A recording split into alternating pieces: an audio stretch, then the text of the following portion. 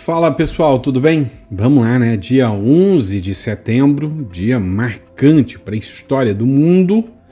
Enfim, mais um caso marcante hoje, né? Cada dia é uma bomba, né? Coisa esquisita que se tornou o mundo, cara. Que é isso? Todo dia tem uma bomba nova. Hoje foi o cerco se fechando contra o Bolsonaro. Pois é. Fecharam o cerco literalmente agora, né? Tem a condenação do STF contra o Bolsonaro. Formaram maioria. Urgente, STF forma maioria para condenar Bolsonaro e outros 7 réus. Novidade para ninguém. Agora, se você quiser fazer uma carinha aí de tô assustado, pode fazer. Eu duvido muito. Todo mundo já sabia que Carmen Lúcia ia andar para esse lado. Se eu fosse o Zanin, nessa parada aqui, eu ia falar, quer saber? Já condenaram o cara. Já cumpriram o requisito. Vocês já colocaram a digital de vocês aí para receber a Magnística. Vou votar igual o Fux, né? Se eu fosse o Zanin, não ia ser eu que ia ser besta de encarar essa aí não. Mas formou maioria após o voto do ministro Fux, que discordou de todos os colegas do Supremo Tribunal Federal, Alexandre de Moraes, também Flávio Dino. A ministra Carmen Lúcia votou e formou, na tarde dessa quinta-feira, maioria pela condenação do ex-presidente. Enfim, sim, oficialmente o Bolsonaro já está condenado, já não pode-se dizer que não tem a menor esperança de recurso, quer dizer, nunca teve. Matéria do G1, não, o Jornal Nacional teve que abrir aquela chamada de urgente, partiu para aquele lado. Tanto que essa turma de redação está comemorando, né, a exceção do Brasil agora. Com voto de Carmen Lúcia, o STF forma a maioria para condenar Bolsonaro na trama golpista, né? O golpe tá aí, cai quem quer, né? A primeira turma do Supremo Tribunal Federal formou a maioria nessa quinta-feira para condenar o ex-presidente Jair Bolsonaro e outros 7 réus acusados de participação na chamada trama golpista. O placar chegou a 3-1. A ministra Carmen Lúcia acompanhou o relator Alexandre de Moraes e o ministro Flávio Dino. Os 3 votaram pela condenação de Bolsonaro e de seus auxiliares também, né? Ou seja, todos seguiram aqui a manifestação do Procurador-Geral da República, com exceção do voto do Fux, né? Que vocês perceberam isso aí. Agora, vem cá. Como que o Trump está encarando isso, né? A minha visão é que o Trump está assistindo isso. O Eduardo Bolsonaro está assistindo cada trecho desse voto, né? Teve um momento até de vergonha alheia em que o Fux virou as costas e saiu. Mas olha só, Carmen Lúcia rebate o Fux. Diferente do alegado, Bolsonaro era o líder. Líder de quê, né? Durante seu voto, na ação que julga Jair Bolsonaro e 7 de seus aliados na suposta trama golpista. Nessa quinta-feira, a ministra Carmen Lúcia rebateu o argumento do magistrado Luiz Fux e afirmou que o ex-presidente é o líder de uma organização que promovia todas as formas de articulação alinhada para que se chegasse ao objetivo da manutenção por decomodidade do poder, ou seja, acabar com o poder. Diferente do alegado, aliás, ele, Bolsonaro, não foi tragado para o cenário das indulgências. Ele é o causador, ele é o líder de uma organização que promovia todas as formas de articulação alinhada para que se chegasse ao objetivo da manutenção por decomodidade do poder, disse a magistrada, sem citar o Fux nominalmente, mas fazendo referência ao voto do Luiz Fux, que absolveu o Bolsonaro. Enfim, que a gente acompanha até agora, né, de tudo isso que aconteceu, desculpa aí, mas para mim foi um belo de um teatrão, né? O voto do Fux foi o único voto jurídico na minha visão. O voto do Fux é o voto diferencial que a gente pode dar a ele alguma credibilidade e algum respeito. Os demais, cá entre nós, né?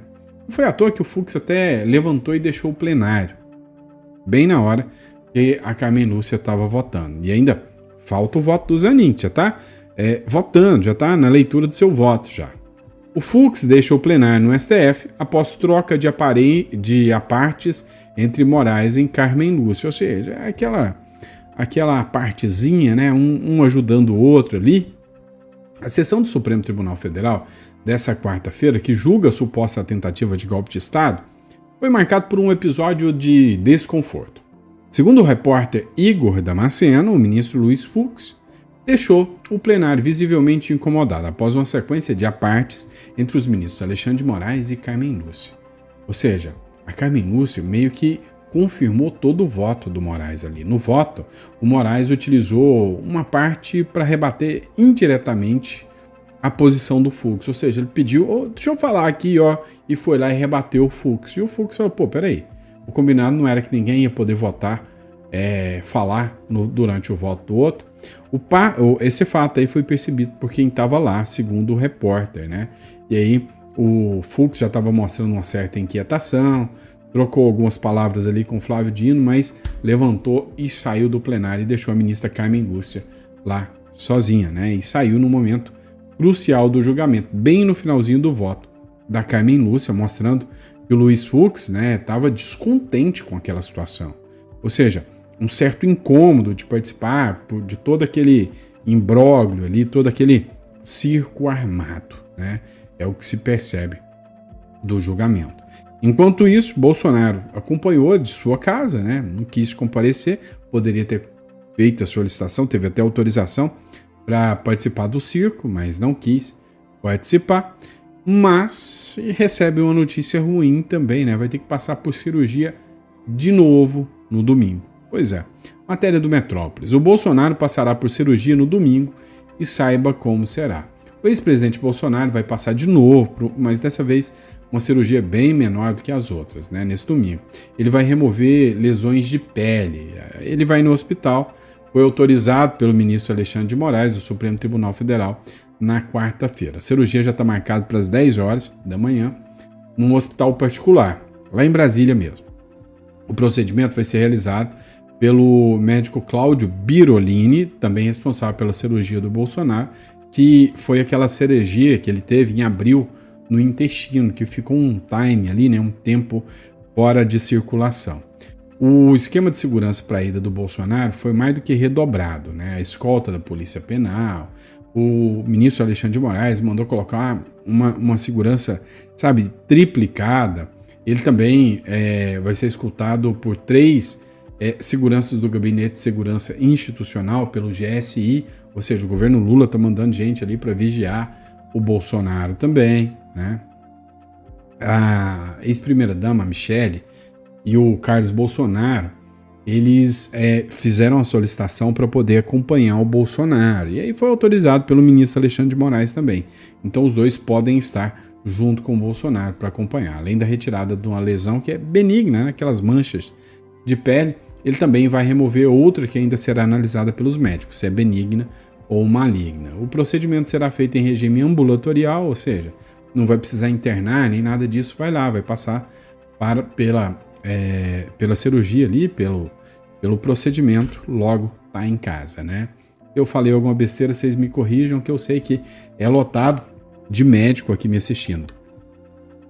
E eu, de medicina, eu não entendo de nada, nem da minha saúde eu ando cuidando direito, tão sem vergonha que eu sou, tá bom? Mas vamos lá, vamos mudar de assunto? Vamos falar de outro aqui? Vou fazer a pausa, só para respirar. Bora? Vamos lá. Matéria da extrema esquerda da Fórum. Bora lá.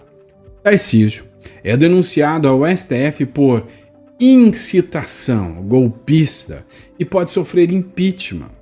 Segundo a turminha da Left People, da esquerda, do PSOL, o Tarcísio, ao realizar críticas ao ministro do Supremo Alexandre de Moraes na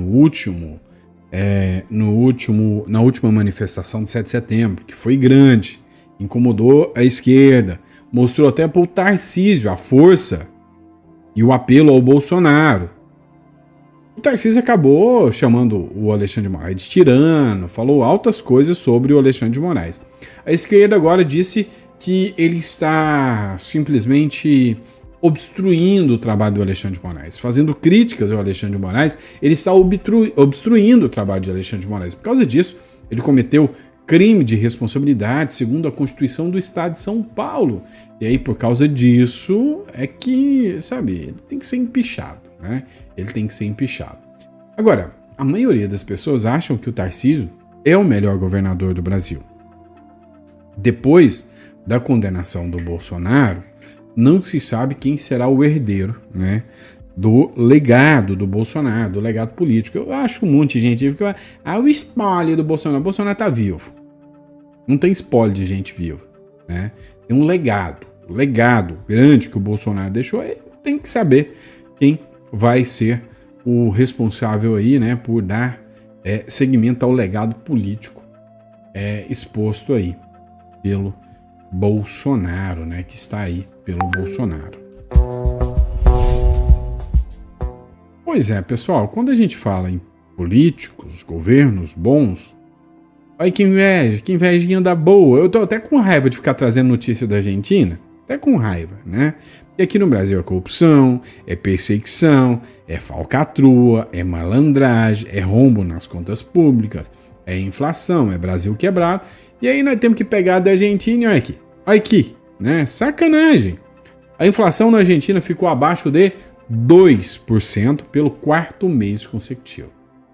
Quem te viu, quem te vê, né? Um país que até pouco tempo atrás era um caos extremo. A taxa mensal da inflação na Argentina se manteve estável em agosto desse ano. Ficou bem abaixo de 2% pelo 4 meses seguidos, de acordo com dados divulgados na quinta-feira pelo Instituto Nacional de Estatísticas e Censos, que é o INDEC, né? Segundo o levantamento do INDEC, a inflação do país, governado pelo ultraliberal Javier Milei, foi de 1,9% no mês passado. Mesmo resultado de julho, já no acumulado de 12 meses, até agosto, o índice ficou em 33,6%. Por quê? Porque vem uma inflação gritante da época da Kirchner, né? Então, já vem com a inflação gritante, conseguiu estabilizar os preços, controlar a inflação, né? Há uma crítica hoje contra o Milei de que os preços ficaram altos. Quem tinha uma renda média alta na Argentina conseguiu segurar o baque e está feliz que o poder de compra aumentou, mas o salário real da população mais pobre está aumentando de maneira muito lenta. Agora, o que você quer? Foram anos de destroço, né, de destruição da galera da esquerda, da left people. Vocês querem que se resolva o problema da noite pro dia? Aí é sacanagem, né? Aí é no mínimo sacanagem você confiar nisso, né? Vamos lá, próxima matéria? Vem comigo. Dá uma olhada aqui, pessoal. Urgente. Às vésperas da eleição, não é 1, não é 2, nem 3. É 6 candidatos da direita morreram na Alemanha. Coincidência, né? Olha só, dá uma olhada nessa matéria. Uma série de mortes envolvendo integrantes do partido de Direita Alternativa para a Alemanha, que é o AfD, em Renânia do Norte e Westfália, despertou atenção nos dias que antecedem as eleições locais previstas para 14 de setembro. Em apenas 13 dias, 4 candidatos e 2 suplentes da legenda morreram, segundo informações divulgadas por diversos veículos de imprensa. Só da direita, hein? As autoridades alemães afirmaram que não tem nada a ver com o caso, não. Isso aí provavelmente, né, questão de saúde. De acordo com The New York Post, 2 das mortes foram atribuídas a causas naturais, enquanto os detalhes sobre as demais não foram especificados, não. O governo não falou nada sobre isso. Embora a AfD não seja apontada como favorita nas eleições regionais, o partido tem registrado um crescimento expressivo nas pesquisas desde 2022. Em Renânia, no norte de Westfália, a legenda passou de 5,4 para 16,8 nas intenções do voto, segundo a BBC News. E aí acabou aumentando muito, né? Isso aí chamou, né, um alerta gigantesco em relação às pessoas que faleceram, né? São todas pessoas de direita, né? Estranho, esquisito esse negócio, né? O que você acha? Vendo tudo que aconteceu em relação à esquerda, vendo o Kirk agora, né? O que você acha? Eu acho que tem coisa errada, né? Tinha que investigar isso aí. Olha só, TV Quirinópolis acaba de soltar uma publicação aqui que eu não sei se é verdade, né? Não sei se é verdade, porém, eu acredito, e muito. Goiás é o estado mais bolsonarista do Brasil. Aponta a pesquisa Genial Quest, né? O estado de Goiás é o que mais tem bolsonaristas entre as regiões brasileiras pesquisadas pelo Instituto Quaest. Quem faz o destaque é o diretor da empresa de pesquisa Felipe Nunes.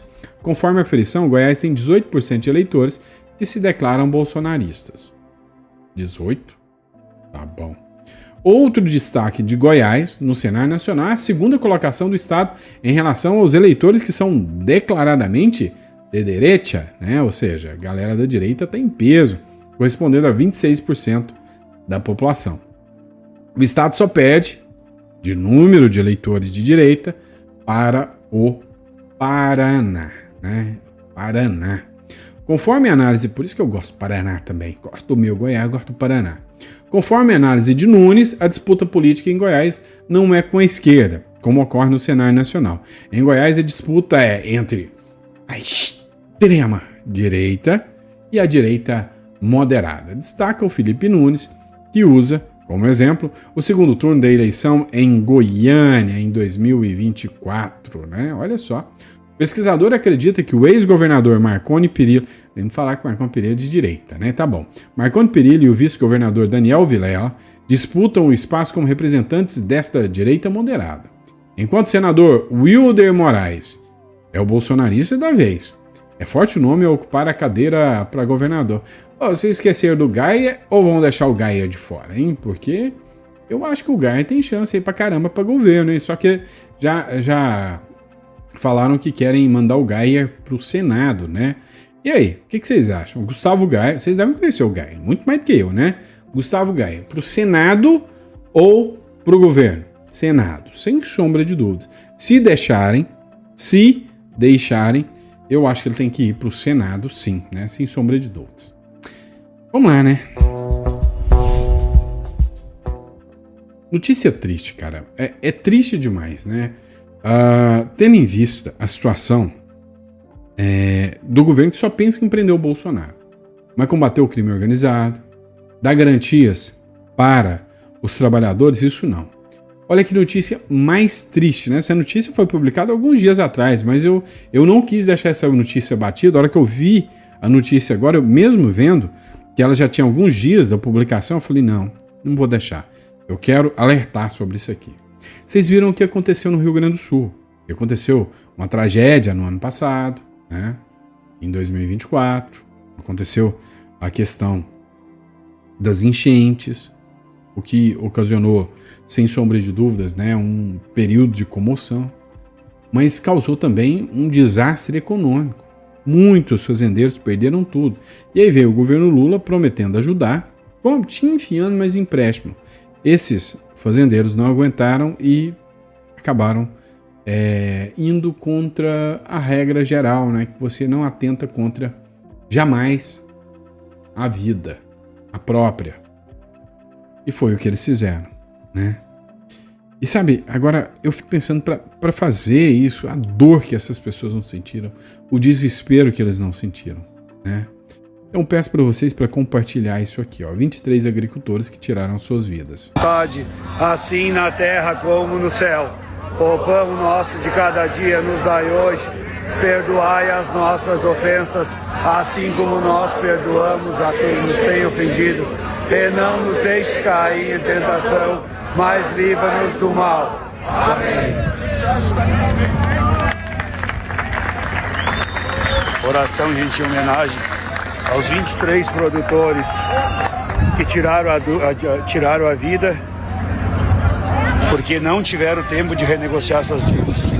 Infelizmente, o que a gente está vendo como produtor, se não houver uma decisão rápida, muito rápida do governo, Isso aqui só vai aumentar, gente. Vai aumentar cada vez mais. Infelizmente é isso. Olha o que está escrito nas faixas, vocês já vão ver. Descaso do agricultor, descaso do governo. Muito triste, gente. Isso aqui a gente se emociona ver um troço desse. E quem pode resolver mesmo, quem pode, tá lá se cumprimentando, comendo e bebendo. E esses aqui, os pobres coitados, ó, que são os produtores rurais do bem, estão no cemitério. Antes de mais nada, né, deixar minha solidariedade a toda a família, deixar minha solidariedade, sem sombra de dúvidas, né, ao povo do Rio Grande do Sul, ao povo gaúcho. Sabe, a simetria entre o goiano, se bem que o goiano gosta de todo mundo, né, a gente é assim, mas a simetria que existe entre o povo do Rio Grande do Sul, o povo paranaense, do Rio Grande do Sul, catarinense, por causa dos laços da agricultura com a gente aqui do Goiás, do Centro-Oeste, é muito grande. Então, assim, quando eu vejo uma situação dessa de agricultores tirando a sua própria vida, não só no espectro brasileiro, mas no espectro do Rio Grande do Sul, eu sinto que é meu povo. Para quem não sabe, o Burman, né, deputado do Rio Grande do Sul, ele me condecorou com o título de cidadão do Rio Grande do Sul, né, cidadão gaúcho. Então, sabe, para mim é como o meu povo, né?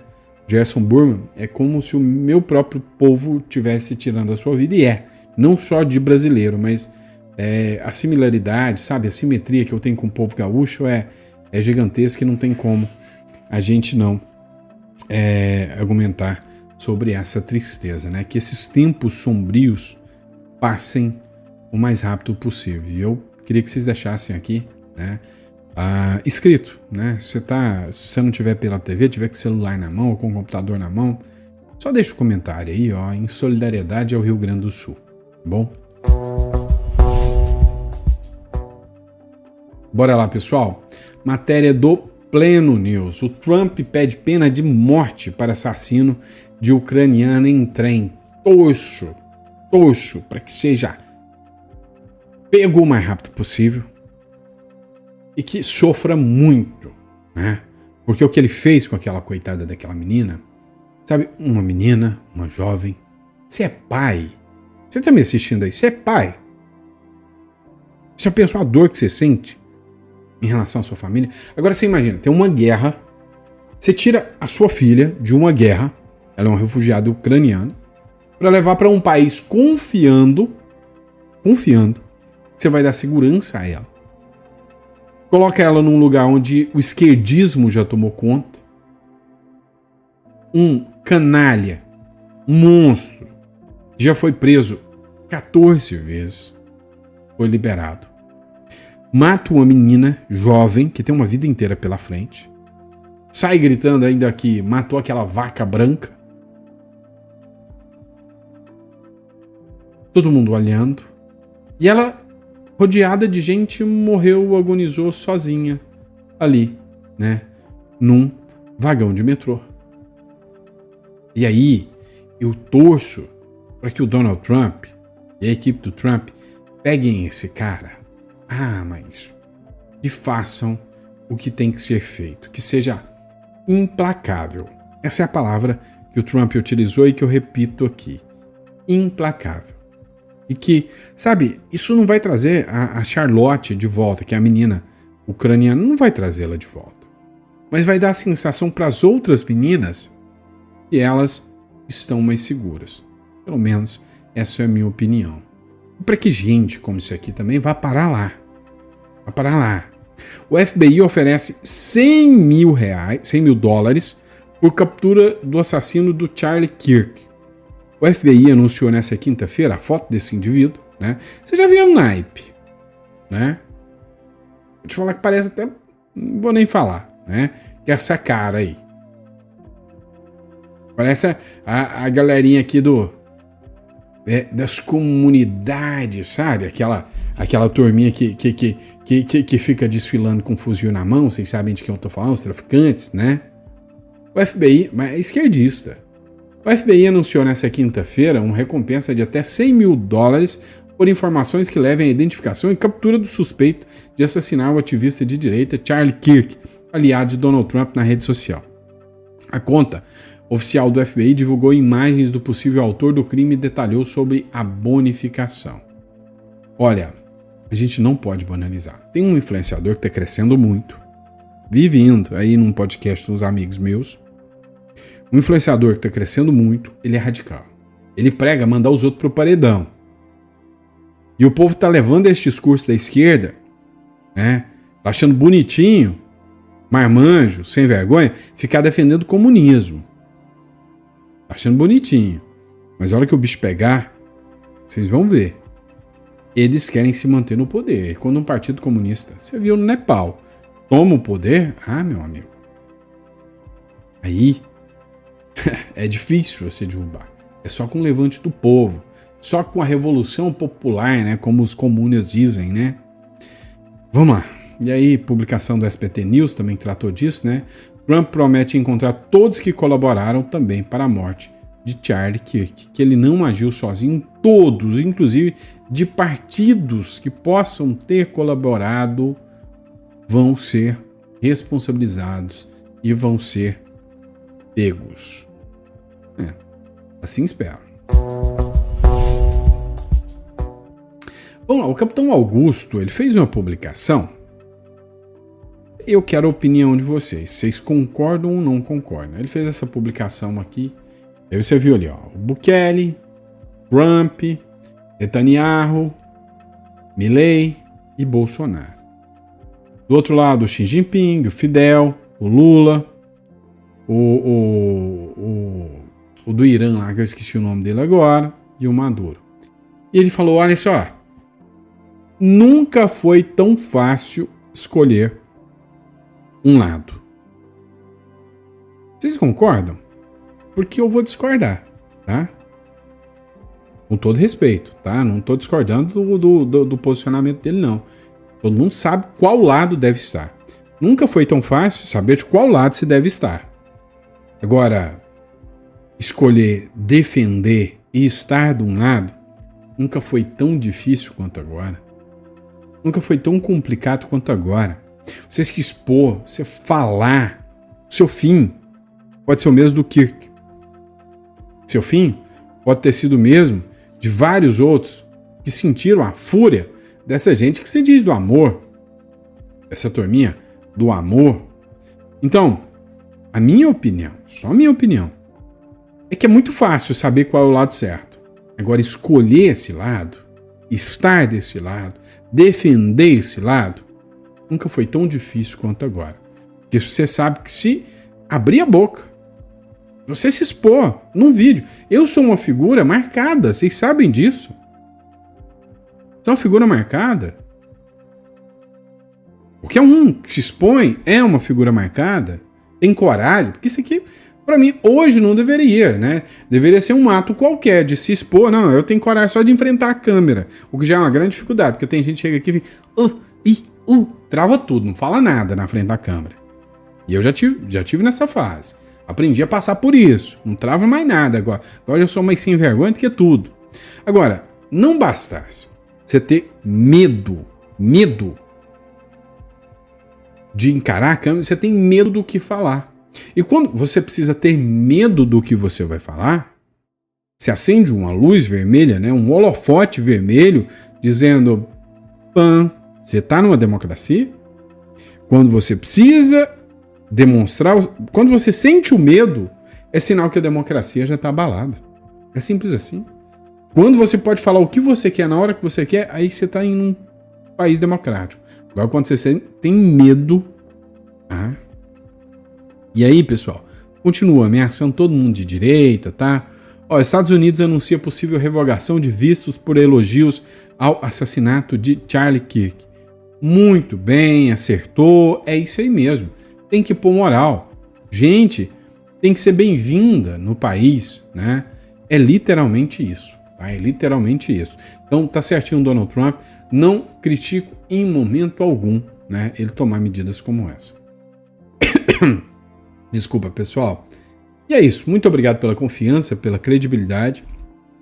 Para vocês que estão nos acompanhando aí, ó, se você tá sentindo, sabe, aquele incômodo, aquela indignação do Brasil e acha que pode buscar um lugar melhor, o Uruguai é um bom refúgio, é uma boa hipótese, tá? Você tem um lugar diferente. Então, clica na descrição aqui, tá? E tá aqui também o número aqui de cá.